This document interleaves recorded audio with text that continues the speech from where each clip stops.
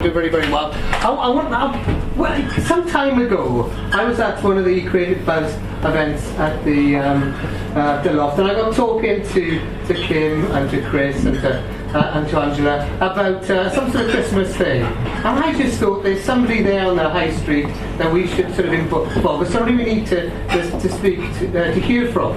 Now, before this evening, I have to say, I thought I was the only person who went into the little framing gallery and had a cup of coffee and talked a lot, shot a lot of shit. I must admit, I thought I was special. And now I've realised that you all do it too. So how he does any painting, I really don't know. Those of you, some of you know Malcolm. Malcolm hails from Eltham. No, I don't. He's from South Wales recently, but he's hiding it. Who told you that? He's going to just bullshit me all through. Trying my best, everybody. Some of you will know him just by the fact of the hat he wears. I mean, that's great. It's his most distinguishing feature. Many of you will know him for 20 years hard service, but I think Wendy gets the credit for.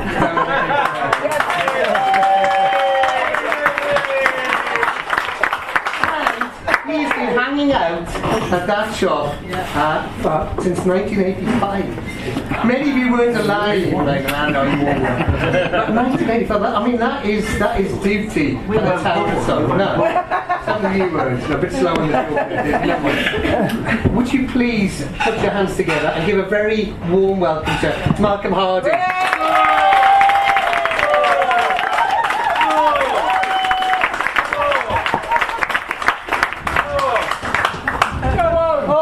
Yeah. You told him he'd only be 6 feet. Christ almighty. Well, thanks you all for coming. Thank you very much. And thanks for the family for turning up, and friends and colleagues and comrades as well. I'd just like to fess up this evening to the fact that I haven't really paid a lot of time or attention to this evening, so it's going to be all off the top of my head, more or less, apart from a few little bits and pieces here. So thank you all for coming, and that's that. What else can I say?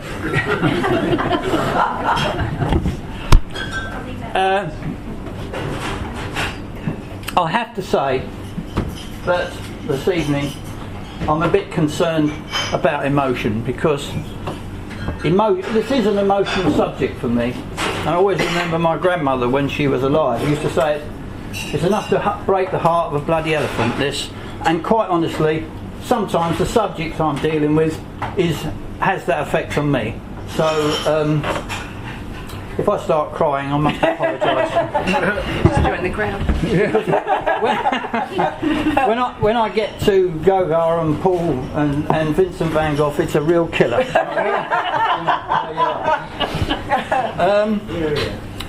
What can I say? I'm relying on memory really, although I'm looking at this card. Most of it's coming off the top of my head. So the problem with memory is, of course, you can lose your memory. So you come to a halt then, and I'm sure all of you are aware of Wittgenstein's observation on memory, which is that memory is the process of forgetting. So I may well prove that this evening.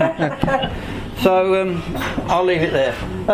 What am I going to speak about tonight? What am I going to talk about? I wonder. It comes under the heading of really what I've been interested in most of my life, which is history, politics and painting, I suppose. That's the heading. But underneath that is the heading of the role of the artist in history, and how the role of the artist in history has changed according to the societies and the politics and the nature of society that he operates in. So that's what I'd like to talk about this evening. And in order to do that, I have to go back in time slightly, a little bit, to the 1700s. Now I hear you all groaning, of course, but I won't stay there long. The two painters I want to talk about, just to illustrate the role of the artist, which is fundamentally at that period under the cosh of of privilege and patronage and commissions. The two painters that I'd like to talk about really are Anthony van Dyck, who I choose him because everybody knows the name of Anthony van Dyck, and it's not for any reason other than he was a great portrait painter. So I choose him, but also Caravaggio, who was a great artist as well. So just to begin with Anthony van Dyck, he was court painter to Charles. This all sounds rather serious for an evening. Down to Mary Poppins. He was court painter to Charles I.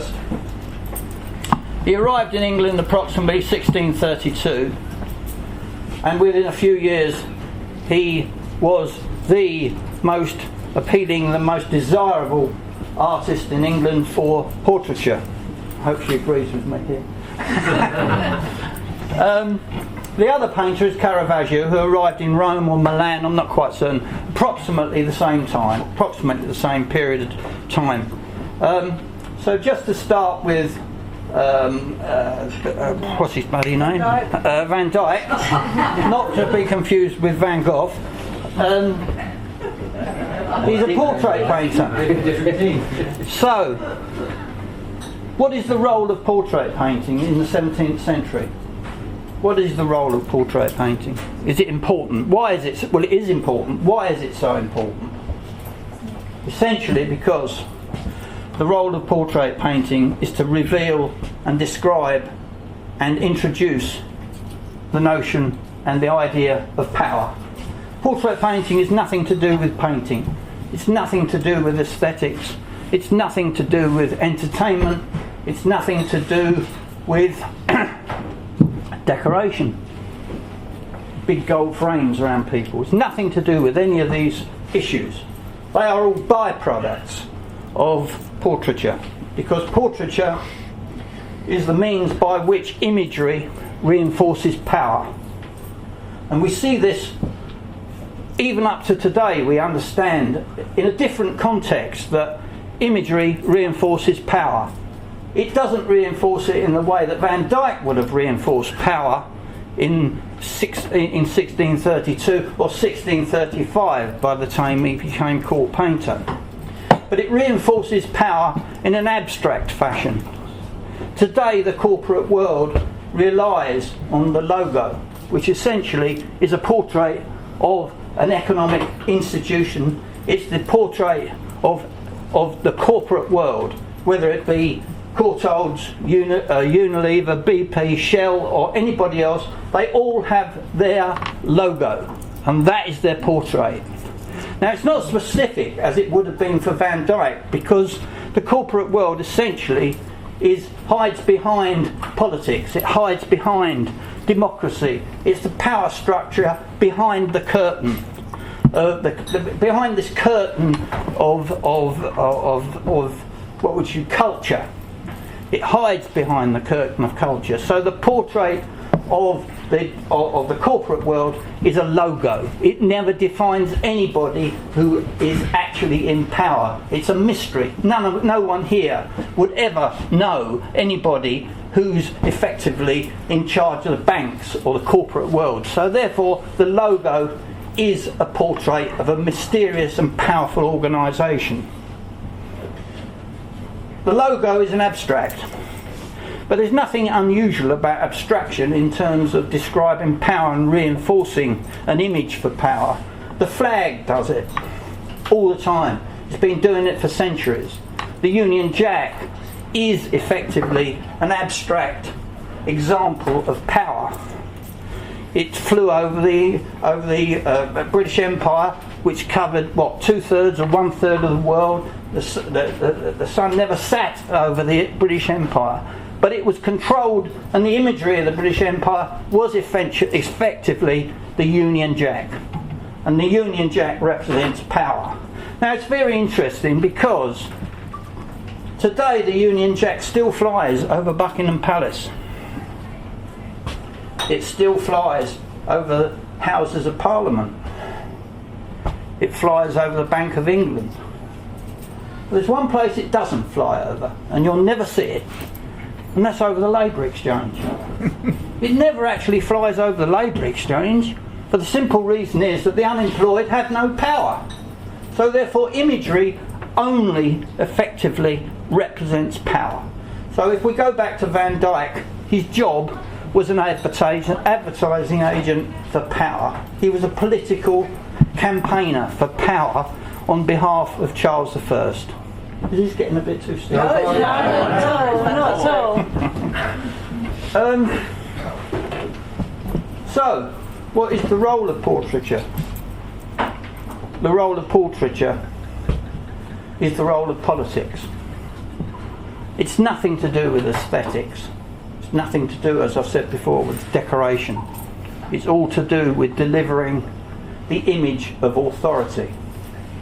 Paintings weren't painted for any other reason, whether it be in 1732, 1632 or today. It's the same issue, delivering power. Power through portraiture is important because politics is to do with multiplication.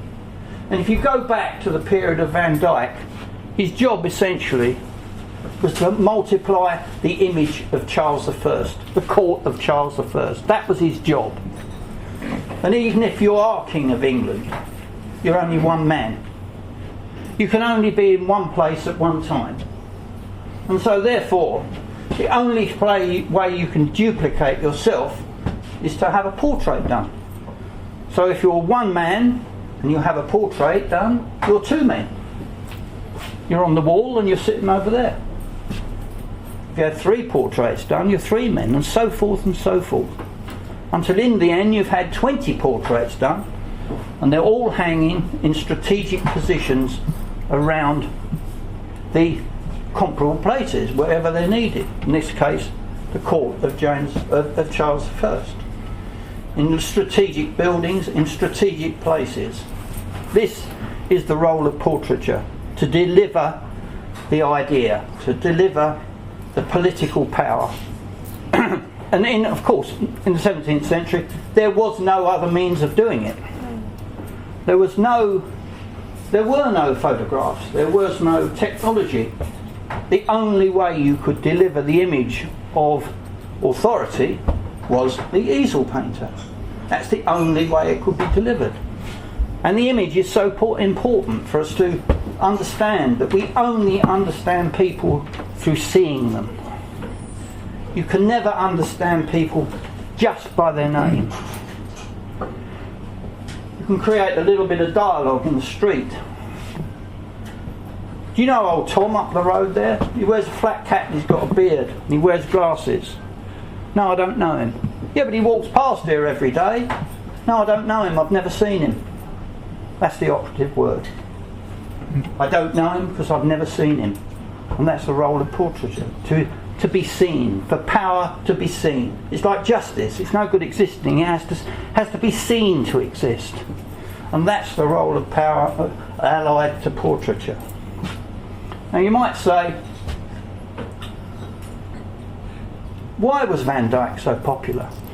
What did he have that other painters didn't have? What were these attributes that made him so popular for the aristocratic ruling class of England? Because to have a Van Dyck on the walls was like having a Bentley up the drive. He was court painter to Charles I, so he must have had something which particularly identified him as a great artist. And I'm probably talking to people who probably know exactly what this attribute that he had was. And that was the fact that he was the portrait painter of the watery eye.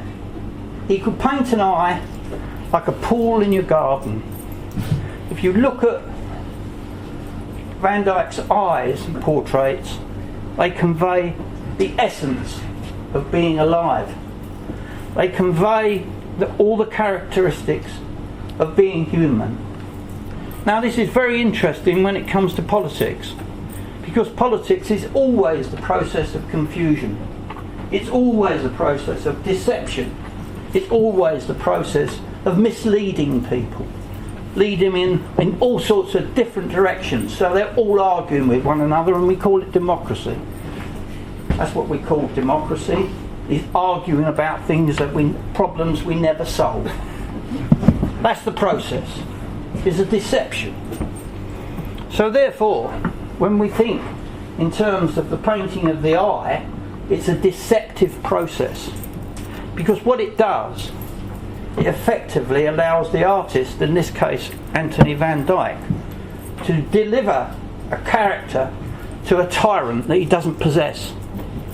The eye can be painted to deliver the message that this man is gentle, considerate, kind. All the human characteristics that can be delivered through the eye can be a deception unless they are true to the person that you're painting. And of course, Charles I and the many subjects that he painted had none of these human characteristics. That's why they were effectively the ruling class, the ruling aristocracy of England. They weren't kind, they weren't gentle, and they weren't considerate.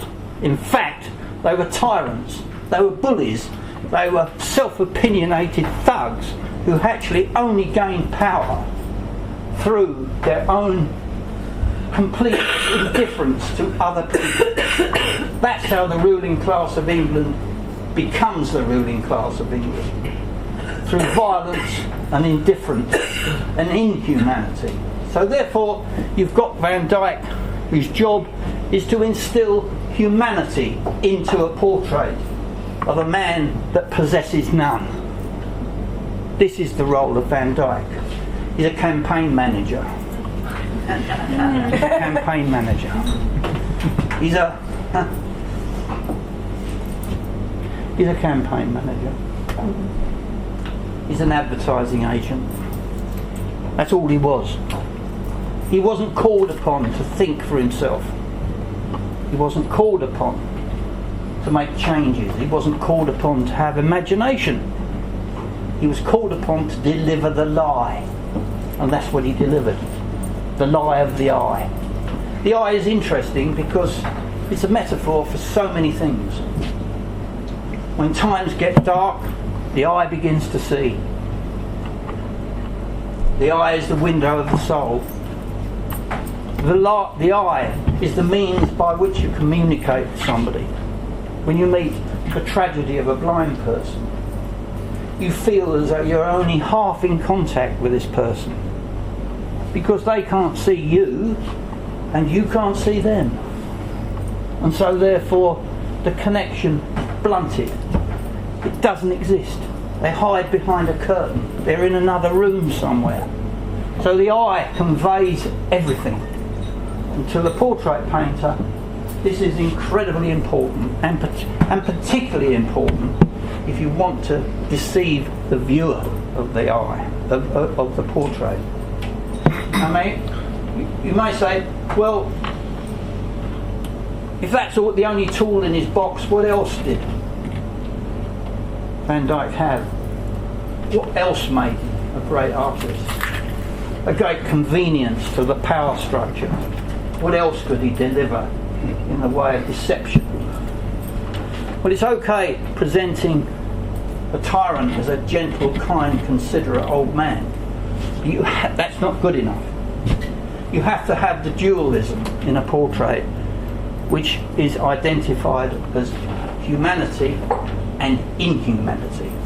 You have to have power, authority, alongside the gentleness of a wise, considerate, gentle person. So you have to have both. You have to have respect, you have to have fear, you have to be able to believe that this person is in charge. And so how does he do that? What other method is there available for a portrait painter to deliver this dualism? Well, the answer lies in a small Italian word, and I hope Graham will agree with me here. And that word is contrapposto. Now, contrapposto, as far as I know, in artistic terms, means a pose that is held to the contrary.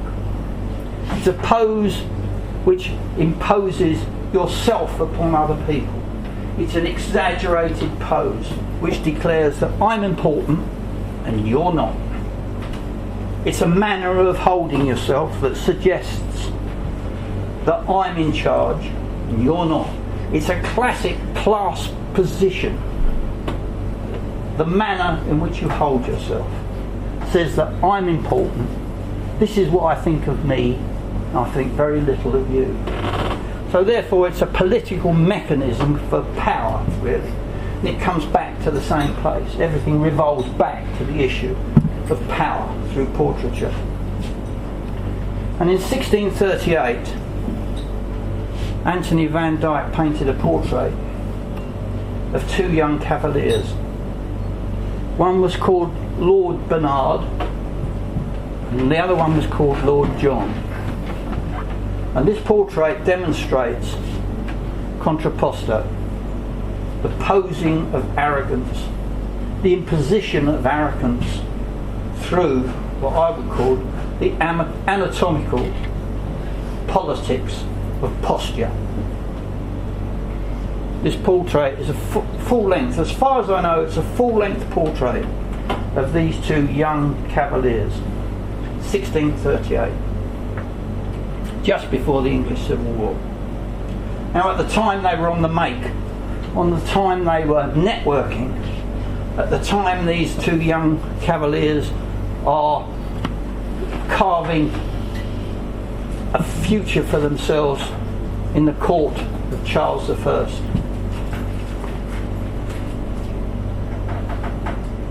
Shortly they will be killed fighting on his side in the English Civil War, but they don't know that at the time.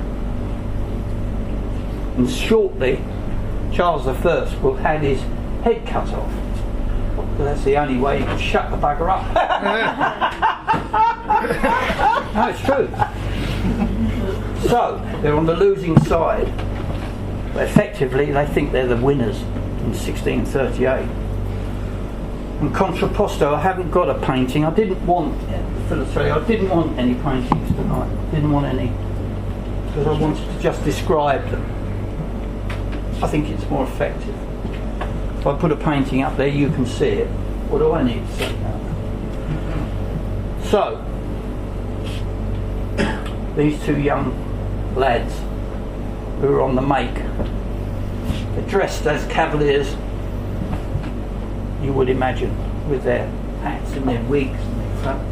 They're like two young cockerels in fancy dress, full of self-opinionated wisdom, if they call it.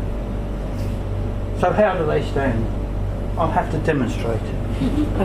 I will demonstrate it. So, remember, this is contrapposto. This is an exaggerated pose, which they believe is actually very important, and it was for them.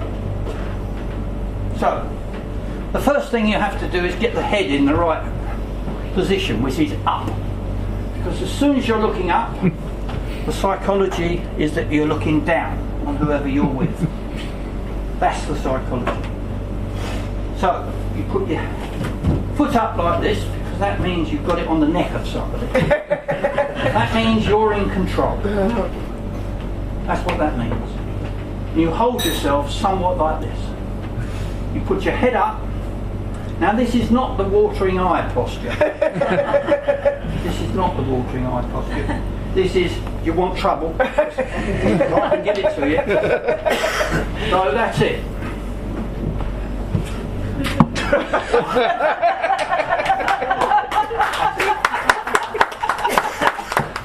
That's Lord John.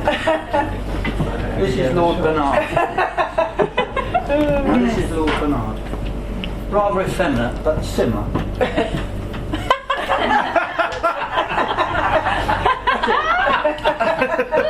He's got his hand on his sword.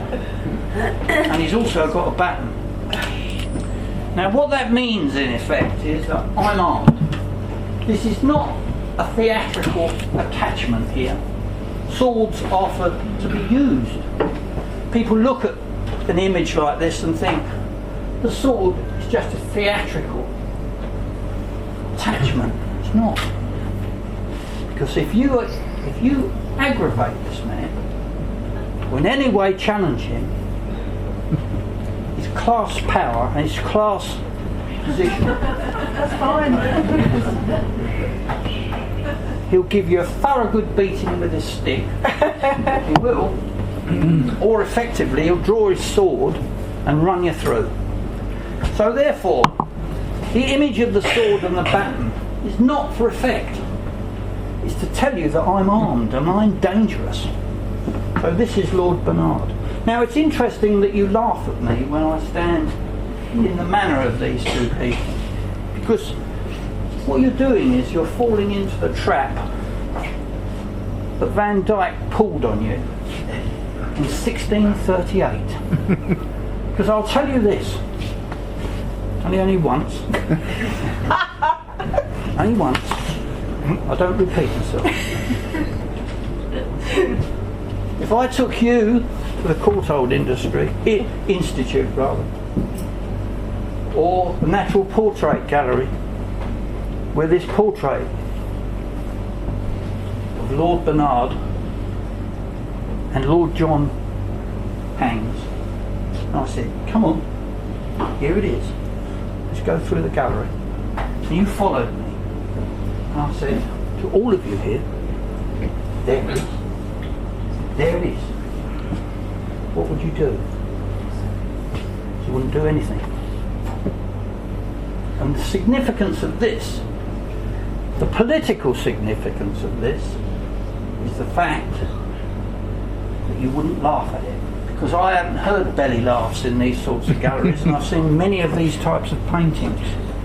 They're what they call mannered. That's the modern term for this contrapposto stance. Mannered. Poets developed it, standing in woods and etc. Thinking. See, that's what it's like. You wouldn't laugh. Now, what this tells you is that everyone here has fallen for the trick that Van Dyck pulled on you in 1638. Because what you're doing is you're laughing at me, funny old guy with a hat. He's holding himself in the manner of a privileged class. So you laugh at me because I'm not entitled to do that. If I took you to the painting, you wouldn't do that. So therefore you fall for this trick. You still recognise power, superiority, privilege. You still acknowledge the class difference. Because if you didn't, you would laugh at the portrait in the same way that you laughed at me. There's the politics in Van Dyck's painting. That is what it tells you, not only about the times, it tells you about us as well. How we still are impormed to privilege, we still acknowledge difference, we still acknowledge superiority, we still acknowledge the fact that some people are more special and more entitled than others. That's what that action tells me. What does it tell you that? Yeah. Does it tell you that? Yeah. Should we pause it a second? No.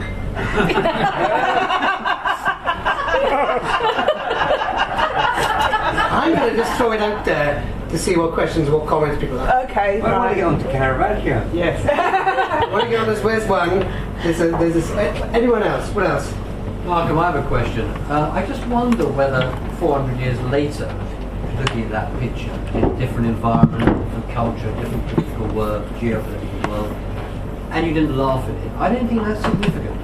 Because I don't think it's very necessarily, you could appreciate it as a painting. Yes, it's rather managed. But I don't think there's a con that lasts 400 years. I think there is. I disagree. You do not criticise the pose. If you said to me, why are these people standing in such a preposterous manner, you never actually question the mannered pose. There's a painter, a very recently contemporary painter, who uses this method, and she turns it into humour, and it's Beryl Cook. Now, if you look at Beryl Cook's paintings, they're all contrapposto. They're all women holding themselves like this, big tits, and all the rest of it. And there's the barman leering over the counter. It's all an exaggerated pose. The fact is, it still operates today. And so therefore, if you look at a painting like this, shouldn't you say, why are they holding themselves in such an absurd manner? You don't, because you acknowledge their right to do it. You're conditioned into that. If I'm to answer the question, kind of interesting to see the, and always avowedly, openly political point, but you can see how in preparation for the last election, how the Tory party were coached and how to stand when having your photograph taken. It was leading some ridiculous, broad, fit stance, wasn't Absolutely. it? Which is, I guess, is partly what you're This is what I'm talking about. The aesthetics of posture, the aesthetic, young ladies, deportment. Why is it deportment important? Let's get It's class-based. Malcolm, let's get another question.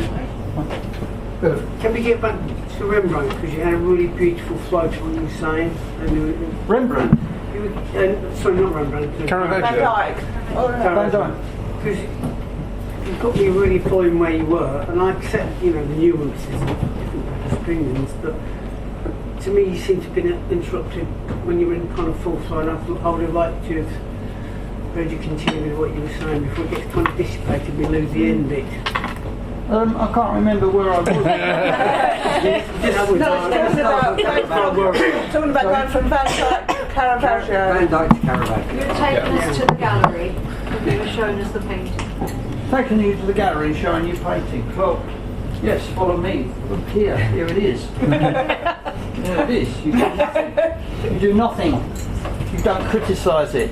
You don't question it. You don't laugh at it. You accept it for what it is. That's the point I'm making, is that you accept the right of a particular class to hold itself. This right, which you don't question, even today. Because I would hope that people would find it an absurd posture to hold themselves in that manner, to question the right of these people to do it. But if you don't question it, then it still operates. It has still got a legitimacy. And as Phil Collins here said, no, not Phil. No, it's not Phil Collins. Phil. I got more hair. It's Phil. Just Phil. Young. Just You're not Phil. Tom's brother, right? Anyway. What about right. Caravaggio? Caravaggio. Well, I won't spend so much time with Caravaggio because, well, I was going out early to just deviate from this talk a little bit to explain to you that most of my family really don't listen to me very much.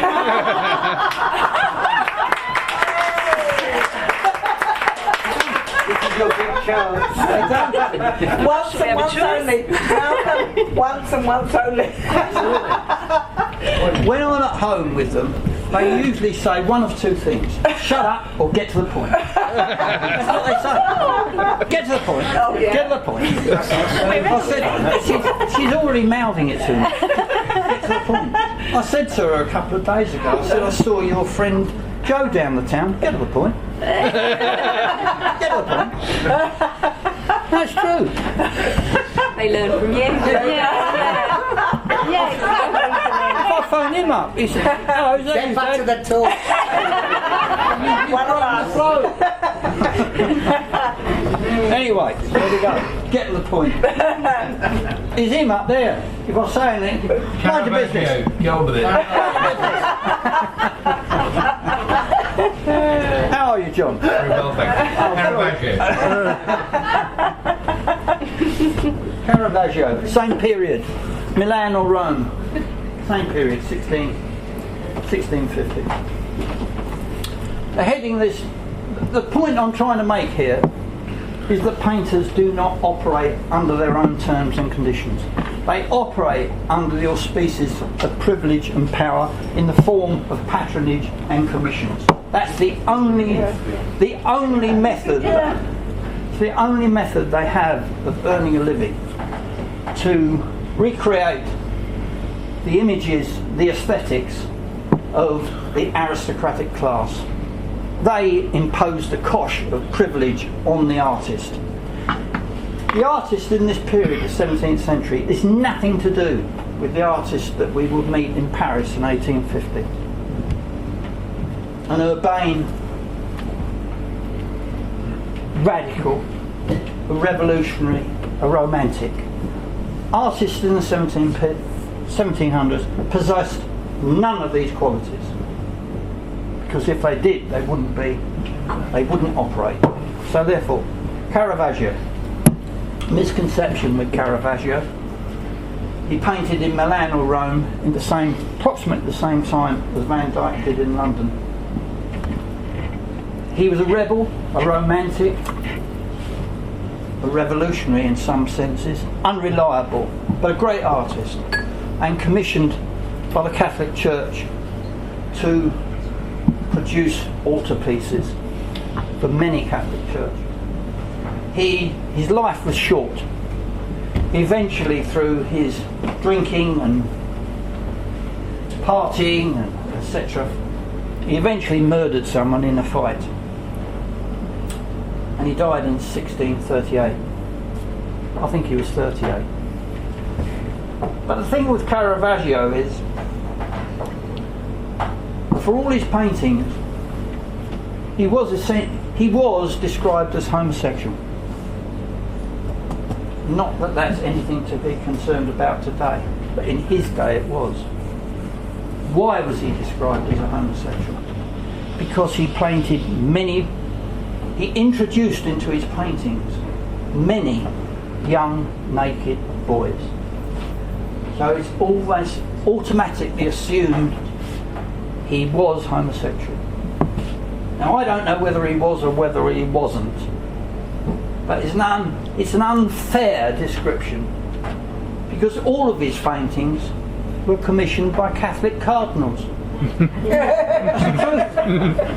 They were all commissioned by Catholic cardinals. Nothing much changes.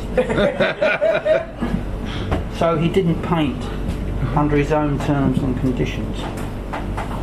Now the issue here is, what changes the artist? What happens now to remove the handcuffs on the painter? What gives him a degree of freedom, an opportunity for imagination? Well, of course, it's the English Civil War.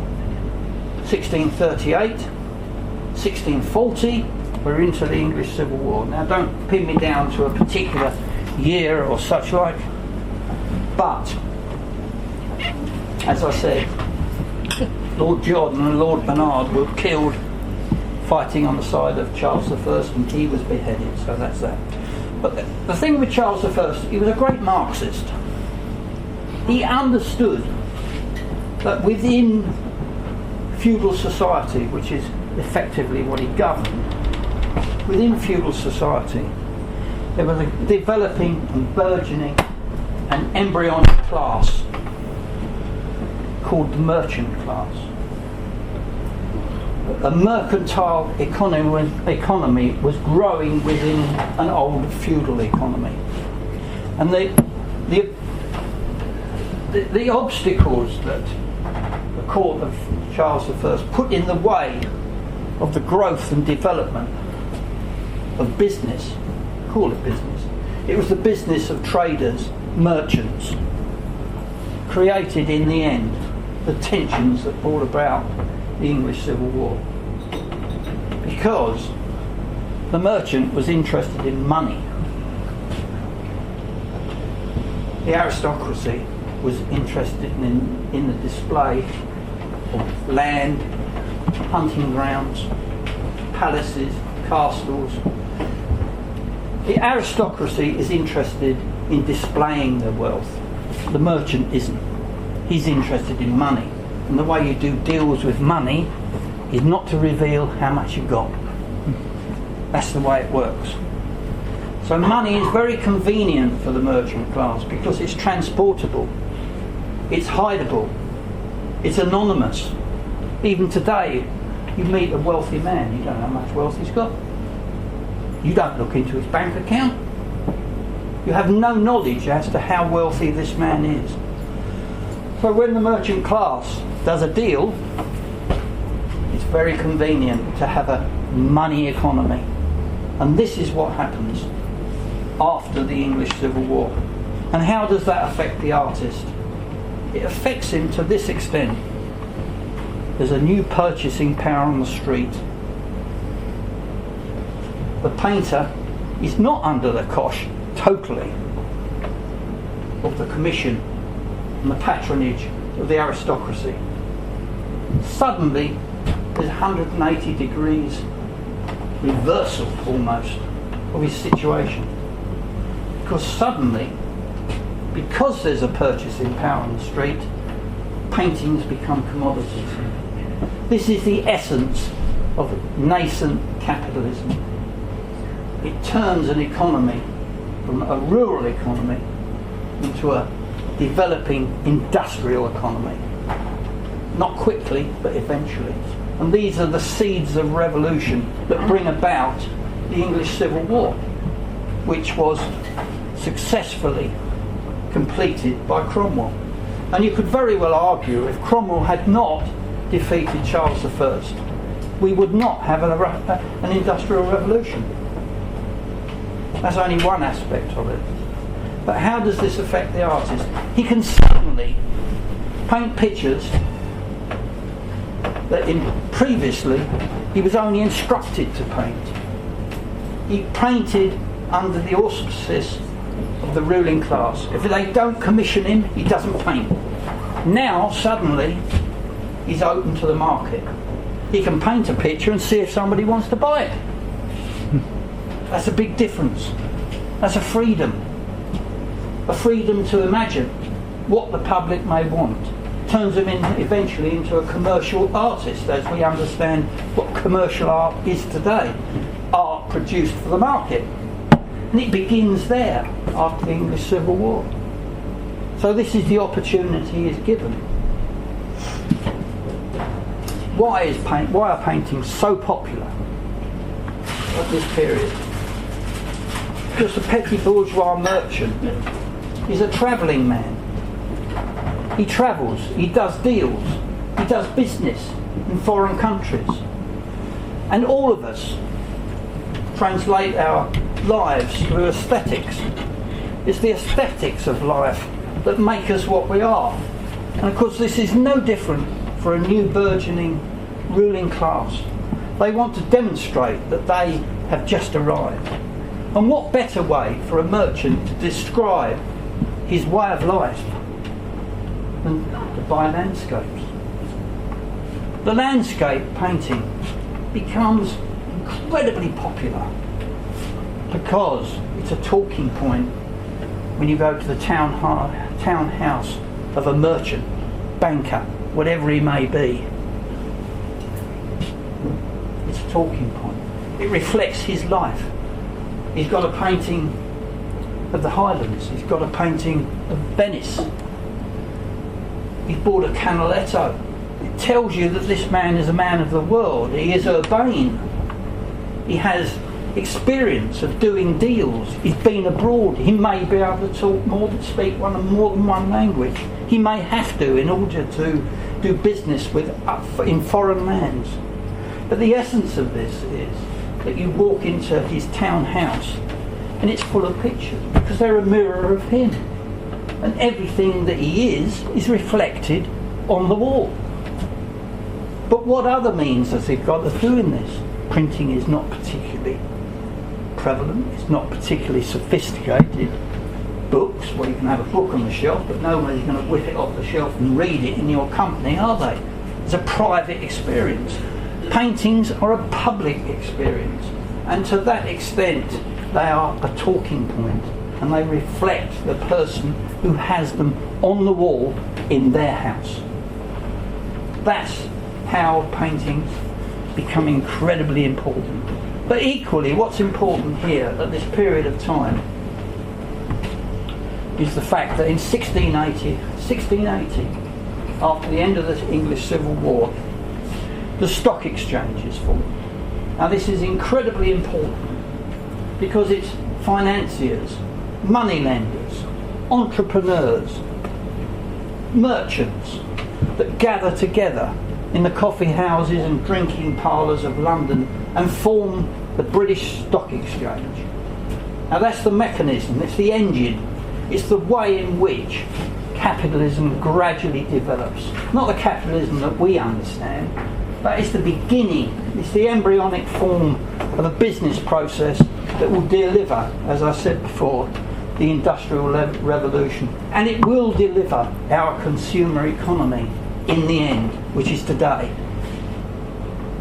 Less than 100 years later, Christie's is formed, a great auction house of London. Christie's comes into existence with many other smaller auction houses as well. So it's not exclusive. It becomes exclusive today because it is one of the two great auction houses that exist today. But in those terms, in that period, it was beginning. But what was it auctioning? Product, commodities. It was auctioning, you got it, pictures. It was auctioning pictures. Because pictures were incredibly popular. They were, as I say again, they were a reflection of the person that owns them. I have to Take a breath. You're doing really well. So you started in 1600, and we're now at 1776. 1776. So there's a little bit of work to do in the second half. This is only the first half. Oh no, let's stop a second. You're doing really well. Let's stop a second. No, I'll lose my... Oh, go on, you've got 5 minutes to figure your points, and then we're going to have a break. Go on then. Give him a drink. I want a drink. Mel. Don't dilute it. Yeah, let him have a drink. 5 minutes, and you're going to have a break. Yeah. So right. The painter becomes a commercial painter, he becomes a businessman, he becomes a commodity producer. And what comes along with this? Like all changes in society, we get changes in terminology. We get words that reflect the change in society. Contrapposto, one. The new one is a nasty little word, really. It's a deceptive, politically charged word that describes painting either today. And it's a common word on the lips of most people. And that word that comes about through commodity production is picturesque. Oh, Picturesque. There you go. Picturesque. What that means, in fact, is painting makes poverty pretty. There you go. That's what it Let's have a means. break now. Sorry, everybody. Leave it there, yeah. That's lovely stuff. Thank you, Malcolm. That's quite something.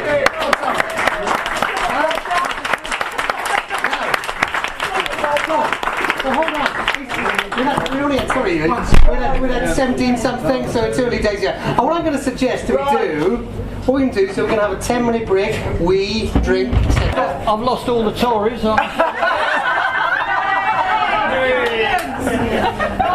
all gone home. Oh, where was I? I was talking about picturesque, wasn't I? Yeah. Yes, picturesque. Mum. How did you get there? Yeah, what about Don't. Can you recap? What about the workers? Ignore them for a bit. Graham, don't be Not the workers. Just them. The hecklers. Picturesque is a term that comes into play when commercial painting comes into play, because the painter suddenly discovers his freedom. He can paint for the market.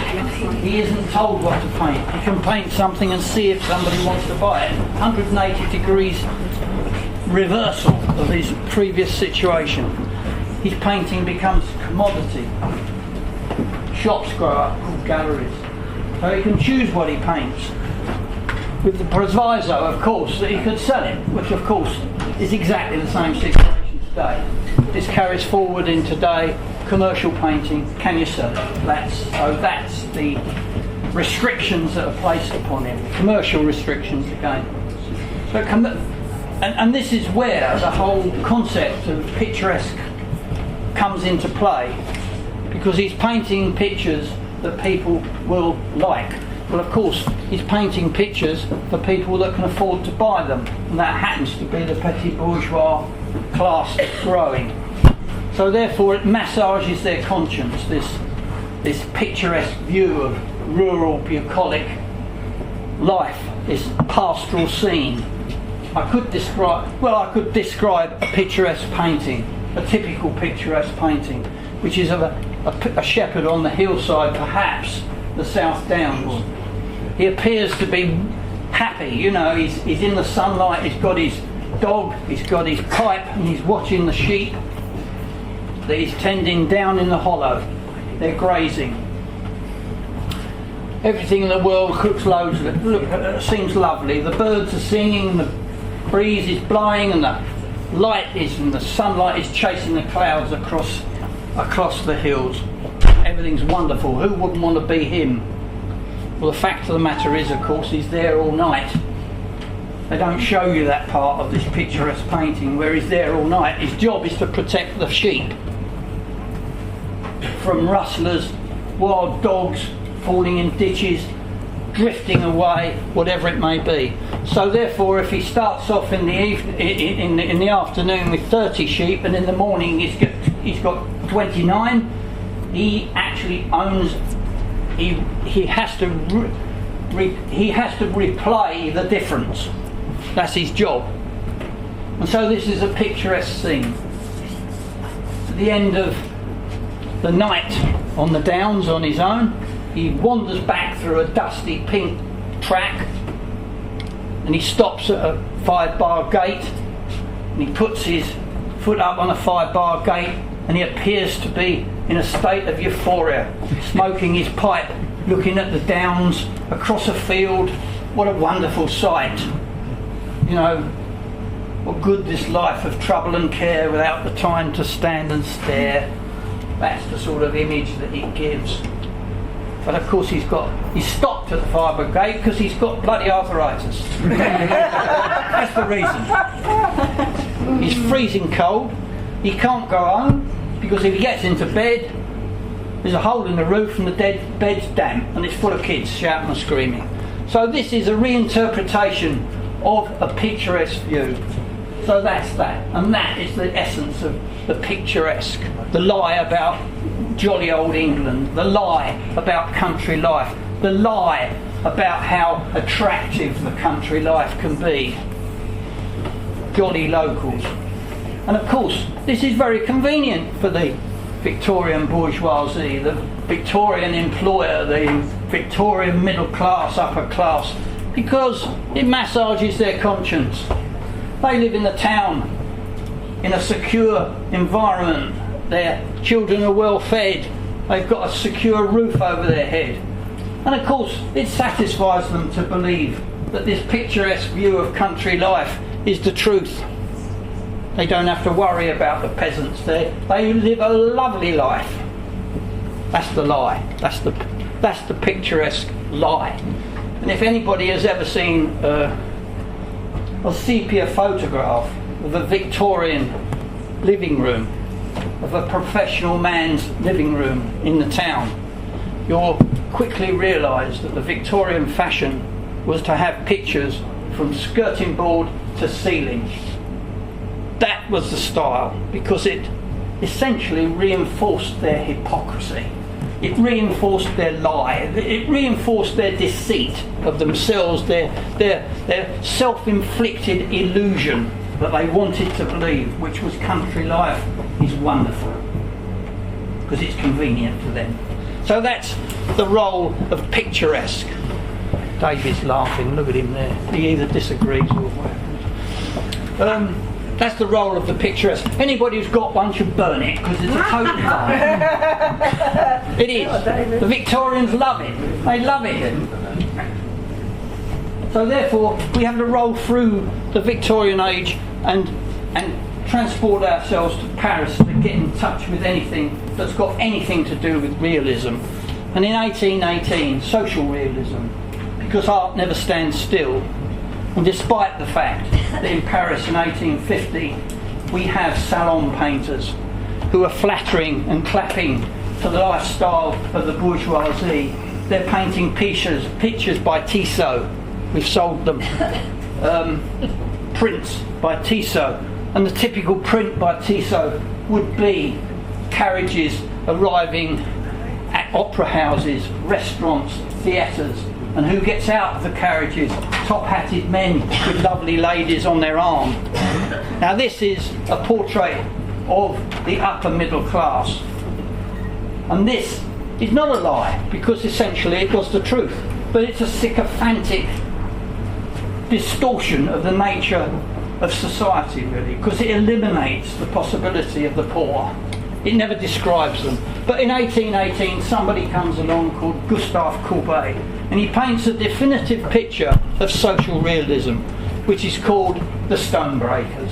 I don't know if anybody has ever seen this picture, but it's a magnificent painting. It's enormous, and the subject matter is very simple. It's two men in a quarry breaking stones. That's it. Doesn't sound very shocking, does it? Because we're insulated against shock. We thrive on it, actually. We love it. If we haven't got shock, we're disappointed. But effectively, in Paris in 1850, they didn't like shock. And when this painting was hung in Paris in 1855, it was an insult to the bourgeoisie. Because the response was, why are painters painting a culture that's offensive? Why is it that painters are using this social realism to describe a class that's not only a class of losers, but they're ineffectual, they're just working men, they're inarticulate, they're not educated, they're not attractive, they have none of the qualities of the bourgeoisie, which is all to do with the aspirational message of what you should aspire towards. You should aspire towards becoming better. You should aspire to beauty. You just should aspire to excellence. And that is all represented by the bourgeoisie. You don't aspire to two filthy louts in a hole in the ground banging stones, do you? This is the mindset of the bourgeoisie in relation to this offensive painting called The Stonebreakers by Gustave Courbet. To understand this painting, you have to understand the context of the painting, not just the subject matter. That is obvious. The context of this painting is the period and the time in which it was painted and hung in a salon in Paris. It was offensive. It was brutish. It was crude. It portrayed crudity, the working class. But the real essence of this painting, the real reason that this painting was offensive, because of the time when it was painted, 1855. Not long ago was the French Revolution, 1793. Liberty, equality, fraternity, that rang across Europe. It was consolidated by Napoleon and his armies. And when he raged through Europe and destroyed the old order of Europe, Napoleon was like an antibiotic that ran through and destroyed the stink and the filth and the disease of privilege. That's what he did. That's why they didn't like him. He was too effective. Napoleon's armies confiscated landed estates, handed them over to peasant villages for them to be run as a collective. The Napoleon army imposed the Code Napoleon, which gave the right of peasants equal representation in law. He curbed the role of the priesthood and the Catholic Church. All this was an aroma of freedom.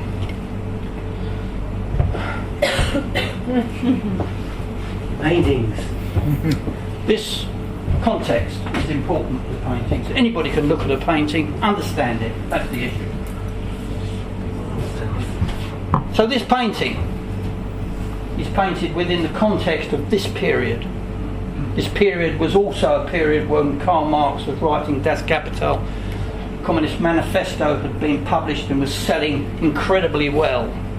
The old order of Europe was disintegrating in fear because of these revolutionary movements that were breaking out throughout Europe, despite the fact that Napoleon was defeated by Wellington in the Battle of Waterloo. Despite this, you cannot quell revolutionary fervour. You can't get rid of ideas, so they're still bubbling throughout Europe in the revolutions, the Republican revolutions of 1848 in Europe. All this is going on, and the bourgeoisie in Paris are aware of this. They know that this is going on.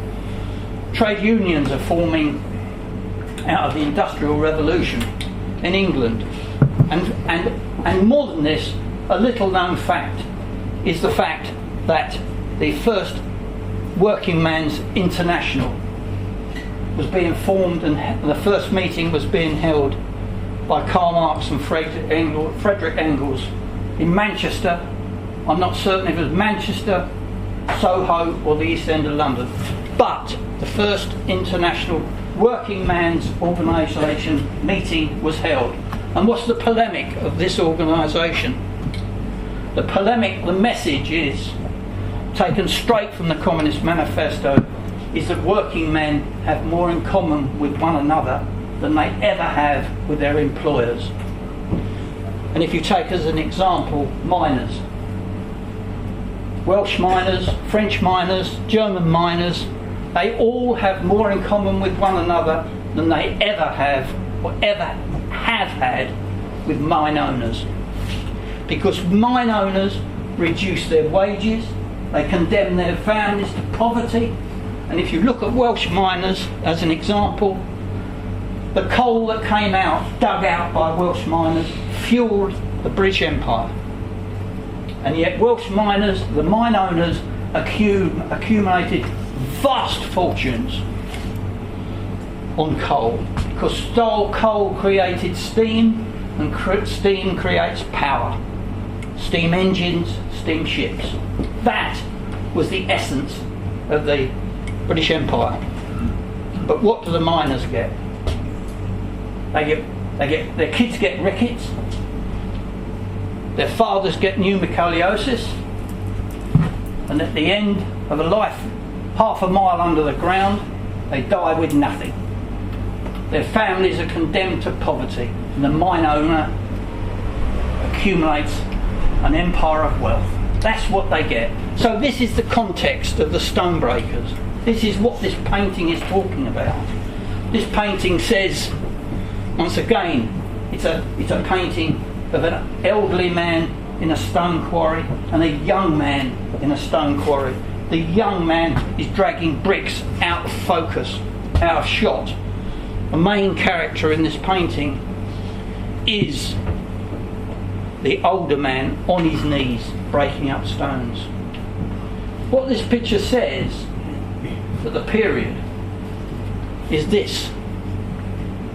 This is what it says to the bourgeoisie who trot along the Paris boulevard and see it hanging in a salon, and they think to themselves, pictures on the wall, but the bloody writing's on the wall as well, because suddenly culture is identifying a different class to us. We are privilege, we are power, we are beauty, we are the ones that culture should aspire to. Not somebody in the ground, in a hole, but that's the case. Suddenly this painting's on wall. And it says to the bourgeoisie, you live in the big house, you built it. That's what it says. This is a cry for equality, for labour over capital. It reflects and it echoes Karl Marx's Das Kapital. It reflects the class struggle, this painting. That's what it says. But this painting has many aspects to it, the Stonebreakers. You analyse this painting, and the subject matter of this painting also tells you. And when I first saw this painting, I thought Gustave Courbet is a much better painter than to describe this man on his knees in the manner in which he does it. Because the man on his knees is a wooden character. This painting is not about work. He stands like that, he's on his knees, he's still. This painting is not about movement, this is about stillness. This is not about blood, sweat and tears and energy. This is about working men taking it easy. This is about the old man telling the young man, take it easy, don't spin like a top all day long. You'll kill yourself and they won't take it, they won't thank you for it. So this painting is not about men working, it's about men not working. So therefore, this, when it was analysed by art critics in Paris in 1855, the bourgeoisie realised there's more than one insult in this painting. Because if there's anything an employer doesn't like, it's workers that aren't working hard. See? So this is the message. It's an insult. You see, the employer likes to treat working men like little clockwork toys. You've seen the clockwork toys, haven't you, with the keys in the side of them? You wind them up, and then if it's a donkey or a little monkey that bangs cymbals, you put him on the table and off he goes like a lunatic until the spring wears out. He stops. And that's how they treat workers. They wind them up to the point they go like frenzy and they stop, have a heart attack and die. And you get another one and you wind him up. That is the message of this painting. Don't overdo it, son, because you get no thanks. The other aspect of this painting is a more emotional side, a more aesthetic side to this painting. Because this painting of two men, one on his knees on the ground-breaking stones and the other one, the younger man, dragging out of a shot what looks like a basket full of bricks. This painting is about a journey. It's about the journey of young men onto building sites. It's about the journey of health, youth and energy being destroyed by labour and eventually represented by the old man on his knees. That's the reward for labour. He is still on his knees, he's much older, but he's still having to work. This is the message of this picture. This is the emotion of this picture. It's the destruction without reward. It's the loss of energy. And a young man turning into an old man on a building site. Bad back, etc. This is the story of this picture. This is what it means. This is the sadness of this picture. But there's one further aspect of this picture that you have to think about. And that raises the question, who did Gustave Courbet paint this picture for? Who did he paint it for? Did he paint it for the Stonebreakers? In the dark? In a hole in the ground breaking up stones? Did he paint it for them? No, he didn't. Because they'll never see this picture. They're the wrong class. They'll never have the opportunity to see this painting in a Swiss salon gallery in Paris. They'll never see it. So that cancels out the fact that Courbet painted this picture for them. The the stonebreakers. So did he paint it for the upper middle class petty bourgeois, the moneylender, the banker in Paris? If he did, he's talking to the criminal about a crime, which is a waste of time, utter waste of time. So who was he painting this picture for? I like to think the only conclusion I can come to is that he was painting it for us, unknowingly, because we're the only people that can really take the time to analyse it, respond to it, and emotionally understand it, the context of this picture. Because I think what this picture says to us, and you can only understand it through context, not just looking at it, you have to understand its context, is that perhaps it talks about ordinary people having sympathy for ordinary people. Ordinary working men having sympathy for ordinary working men. This is what it is. It portrays them. It puts them in a big gold frame. It replaces the tyrant of Van Dyck's period with working men. This is culturally incredibly significant, and that's what the bourgeoisie don't like about it. Let's take breath then. Well, just let me finish. No, let me just finish this. I want to finish it. Go on. Right. Go on. Don't let me stop you. I won't. That was ever going to happen. So, my view is that this painting is for us. It may well mean that it generates us into having a sympathy for the miners when they went on strike. Because they were men in the ground in a hole, weren't they? They were defeated by Thatcher and a military police force. They were the ones that suffered, and they were treated in exactly the same way as the stonebreakers were. So therefore, that's where I was going to end. I was going to say, in the end, there's another half to it, but I probably won't have time to go through it. But the next half is to do not so much with painting and politics, not so much to do with that. It's more to do with painting and painting.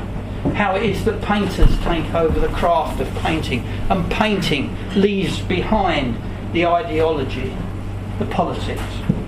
Because eventually, social realism dies a death, because despite Napoleon, despite Karl Marx, despite trade unions, despite the Working Man's International, the workers, the poor are still poor, the rich are still rich.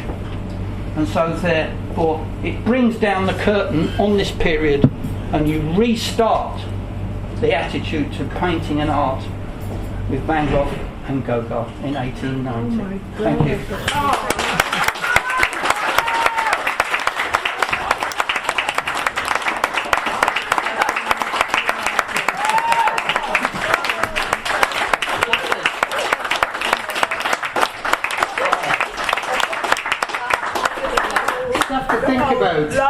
Let's just have a couple of minutes.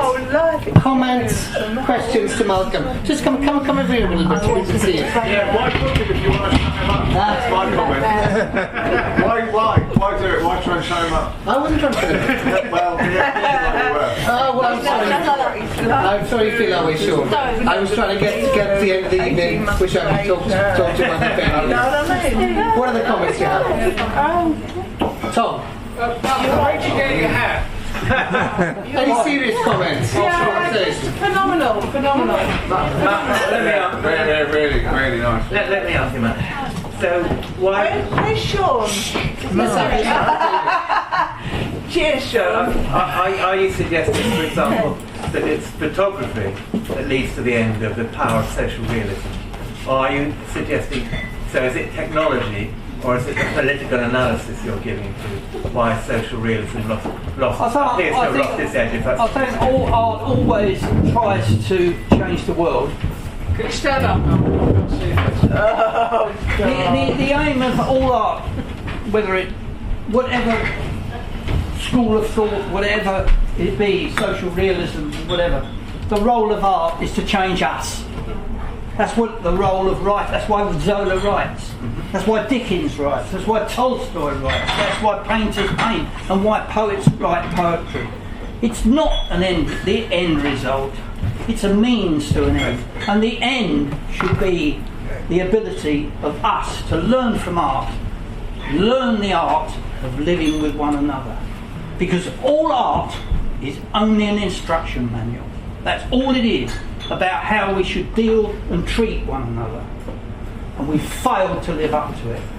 And so therefore my view is that art has done everything it can for man, and he's still barbaric, he's still bombing Aleppo, you've still got Trump, you've still got Theresa May, you've still got all the paraphernalia of the Tory world. We've learnt nothing. And that is the point with social realism, that eventually painters realised that despite all the paintings, despite it, the rich are rich and the poor are poor. So therefore, that's my answer. The real art is learning to live together. That's the real art. I think to that. I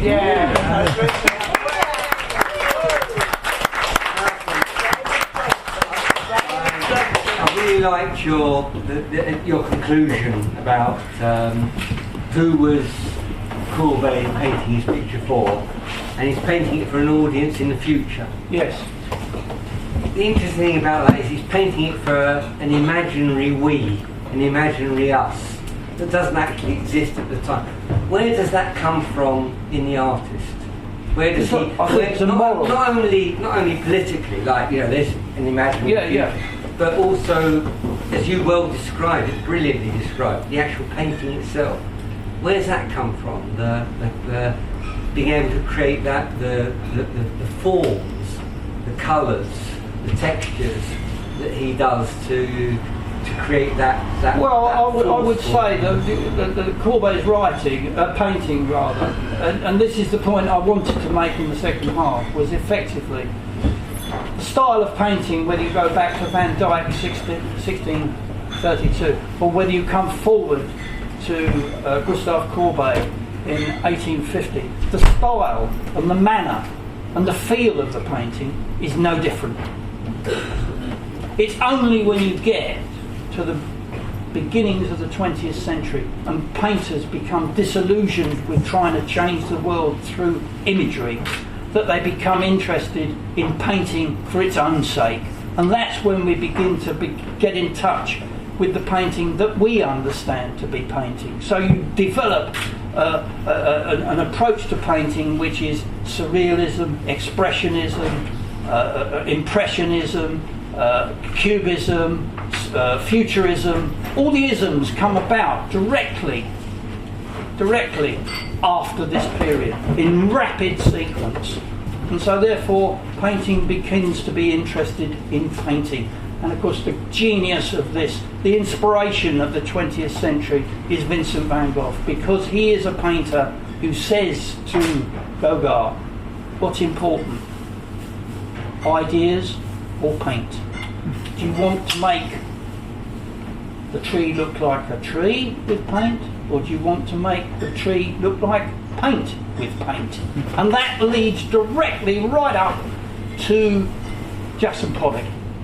It goes through Soutine, who uses paint as the vehicle for the subject. The subject of Van Gogh, the subject of Soutine are simple subjects, but it's hanging the paint on the subject that is the difference. So painters become painters, they're not illustrators. And that's really where I wanted to go in the second half. Third or fourth half.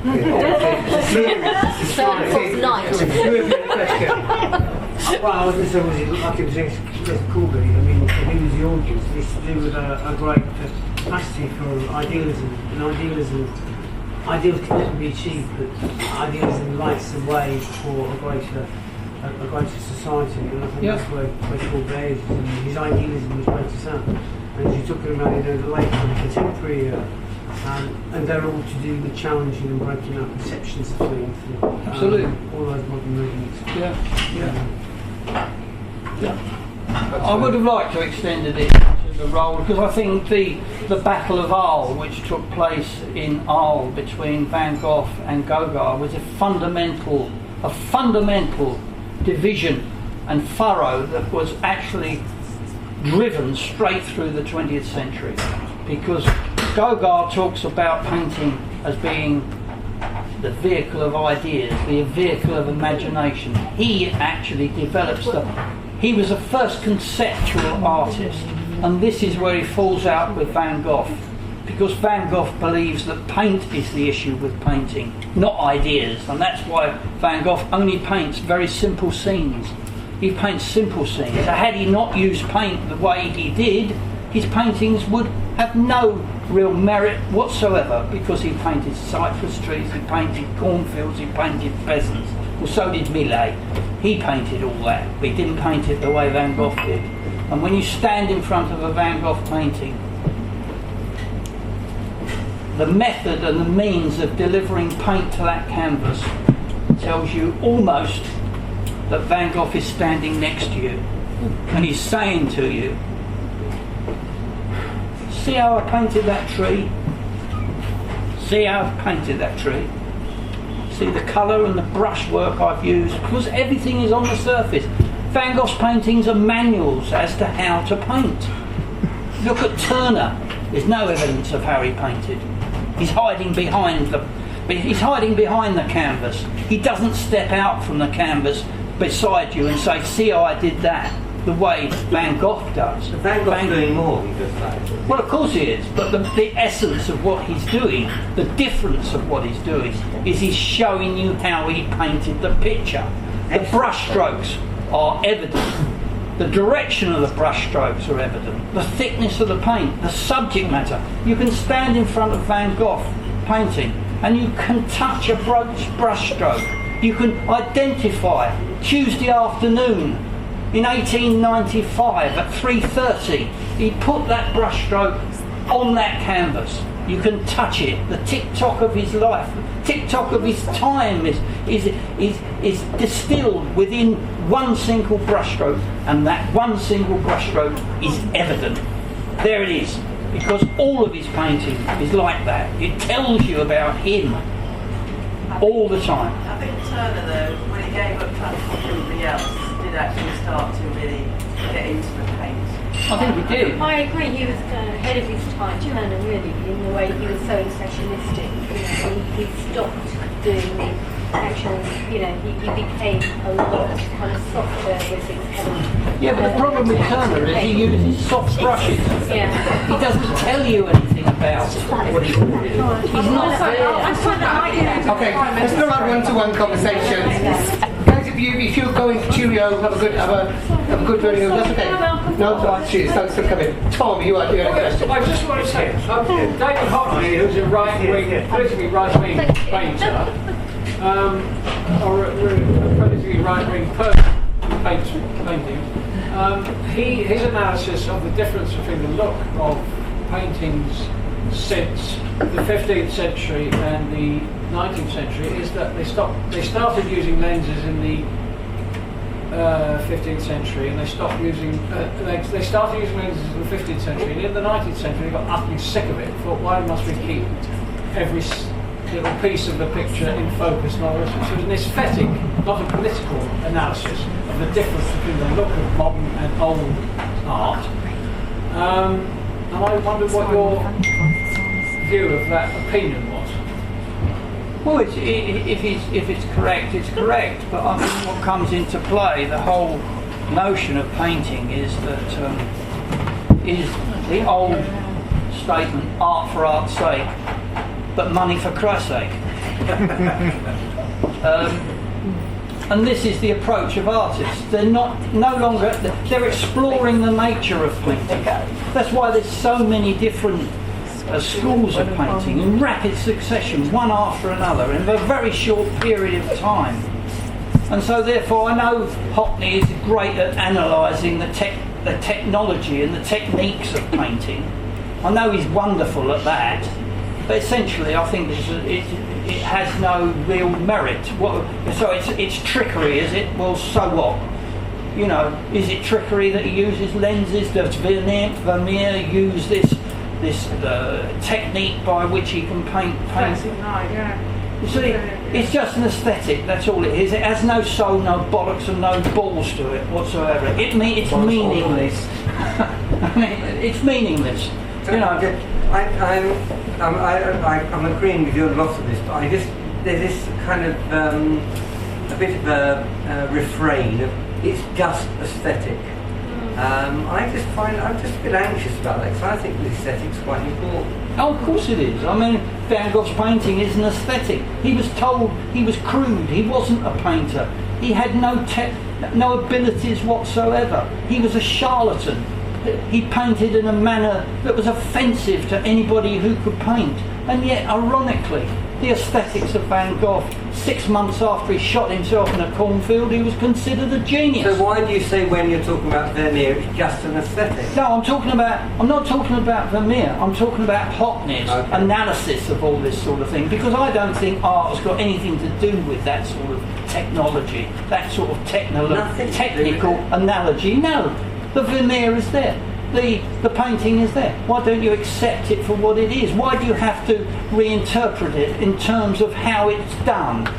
Why is that so important? So Hockney finds out that they used technology to produce these pictures. So what?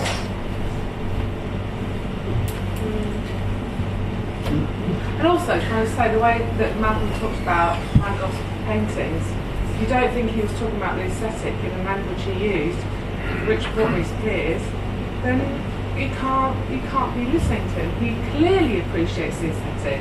He talks about a man standing in front of a canvas and pouring his heart out of the canvas, just because that's not.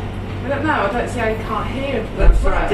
I didn't hear that because what I heard was what Malcolm said about being able to touch, being able to see the marks he made, and they were all there. What I didn't feel maybe I'm wrong, but what I didn't feel I heard was the experience you have when you stand in front of not a reproduction but a Van Gogh live, as it were. Yeah. It is a live experience. It is not a static experience. It's exciting.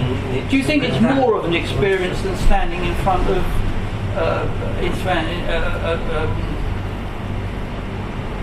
who's the one who painted at Petworth? I can't think of his name. Turner. Is it more of an experience? No. Oh, I think it definitely is. It definitely tells you. Malcolm, Turner and Picasso were both extremely good and educated academic painters before they veered off into their own thing. So there's something to be said, is there not, for having the ability to draw? Well, of course there is, but what we're talking about is the change. What we're talking about is the avant-garde. We're talking about a reinterpretation of the world. We're not interested any longer in just recording what we see. We're talking about how you record the world with a paintbrush in a different way. Now, Picasso, he wasn't a follower of Van Gogh. He was interested in displaying how clever he could be in form and shape and composition. He could deconstruct the world and then put it back together again in a different way. But you still know it's a piano. You still know it's a union man. Woman. You still know. Amazed at what I am. I say what I think, that the company stinks. Yes, I'm a union man. When we meet in the local hall, I'll be voting with them all. With a hell of a shout, it's out, brothers, out, and the rise of the factories fall. Oh, you don't get me, I'm part of the union. You don't get me, I'm part of the union. You don't get me, I'm part of the union. Till the day I die. Till the day I die.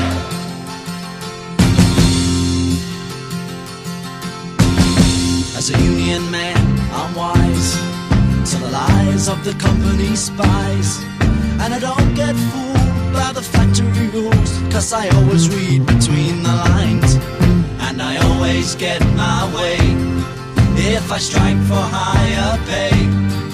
When I show my card to the Scotland Yard, and this is what I say: oh,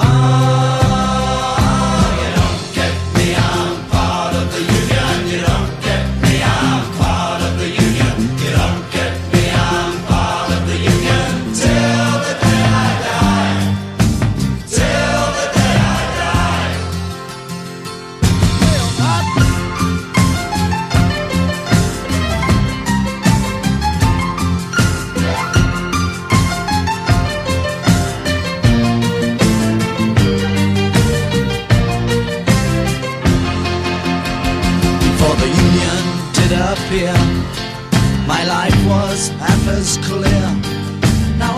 the power to the working hour and every other day of the year. So though I'm a working man, I can ruin the government's plan. I'm not too hard, but the sight of my car makes me some kind